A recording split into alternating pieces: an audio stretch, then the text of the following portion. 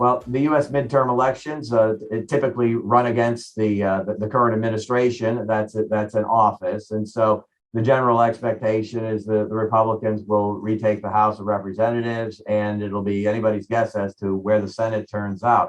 Either way, it's going to be a very narrow majority, either with the Democrats with a very narrow majority or the Republicans with a very narrow majority, and so we could potentially have a status quo in the Senate. Unfortunately, from looking at what potentially might happen in Washington per the midterm elections, I will be completely honest with you. I think we're going to be mired down in a lot of political theater, where we wind up with all kinds of accusations and impeachment proceedings are being threatened already. And that is not a particularly productive or conducive environment to get the things done that are going to move this country forward, not just for the benefit of the insurance industry, but for the American public and the American economy. So we're potentially looking at a situation where we are in somewhat of a quagmire politically, at least for the next couple of years.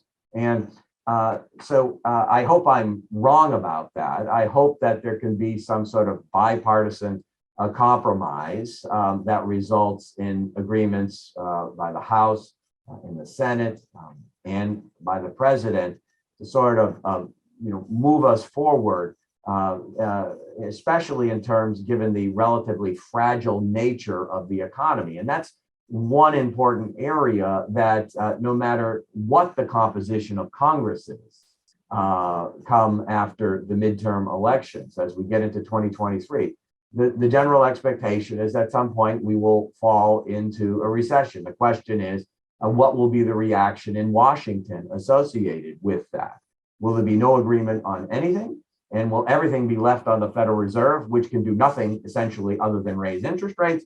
Or will there be sound policies coming out of Washington that help us get to the other end of what we expect to be a relatively mild recession in relatively good shape with unemployment not rising all that much? So I can be at least somewhat optimistic there that that whatever the composition of Congress, the recession that we do expect to begin in 2023 will not be particularly severe.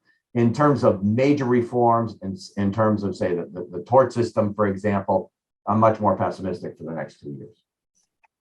Hey, Bob, I know I didn't ask you this question, but I always like to end on a more positive note than how probably shouldn't have ended on elections then. Is if we look ahead, maybe you could give us like what's the bright side? What can you look ahead? I mean, there's always the strength issue for our industry, but what can we look ahead and feel confident about? Well, in terms of things to be positive about over the next couple of years, and we've already talked a little bit about the fact that after Ian and during this period of economic turmoil and in the wake of COVID, the property casualty insurance industry remains strong, stable, sound, and secure. And absolutely nothing changes about that, despite the possibility of recession next year, despite the possibility of political gridlock in the year ahead. This industry is one that perseveres through almost any economic circumstance that you can imagine and any political circumstance. We've literally seen it all. We've been through it all. And we expect to work through that adversity, including international geopolitical uncertainty, which is at a very heightened state. And I'll also tell you about something I'm very positive about right here at the university.